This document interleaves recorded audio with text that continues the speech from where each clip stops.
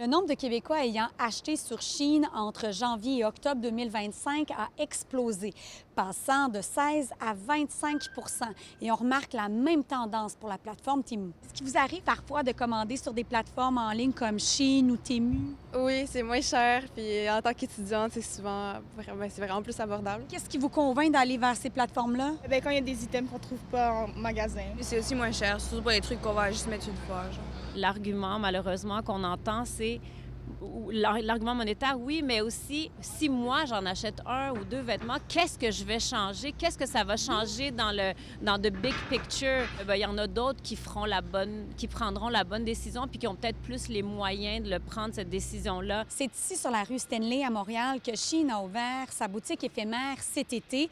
Il y a quelques jours à peine, elle ouvrait sa première boutique physique à Paris. Pas besoin de vous dire que là aussi, ça a créé la polémique, au point où le gouvernement français a engagé des procédures de suspension. Le gouvernement engage la procédure de suspension de Shein. Je salue absolument ce que la France est en train de faire. En ce moment, là, ils font 48 heures où ils vérifient tous les colis. Ils ont décidé de voir pour justement avoir une conscience de qu'est-ce qui rentre. Et le résultat est catastrophique parce qu'une grande majorité n'ont pas les labels européens de sécurité, etc. La tromperie, le contournement, c'est leur business model. Chez nous, pourtant, c'est tout le contraire. Le gouvernement canadien reste muet sur la question. Aucune mention dans le budget fédéral déposé ce mardi.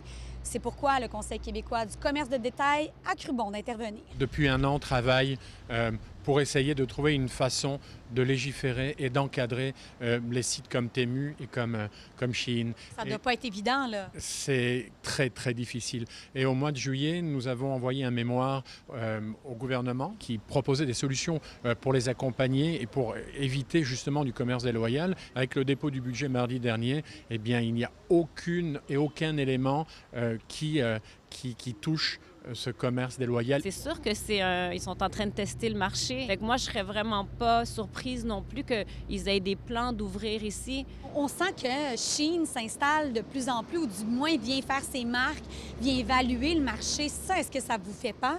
Écoutez, c'est inquiétant.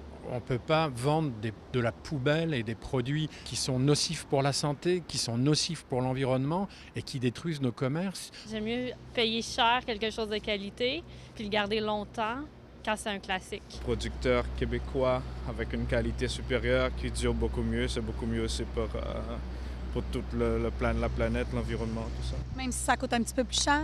Bien sûr, bien sûr. On a vu plein de vox pop hier au BHV Marais à Paris sur l'ouverture de Shein. Il y a une phrase qui m'a vraiment marquée, c'est « La fin du mois contre la fin du monde ». À Montréal, Marie Cassimard pour Nouveau Info.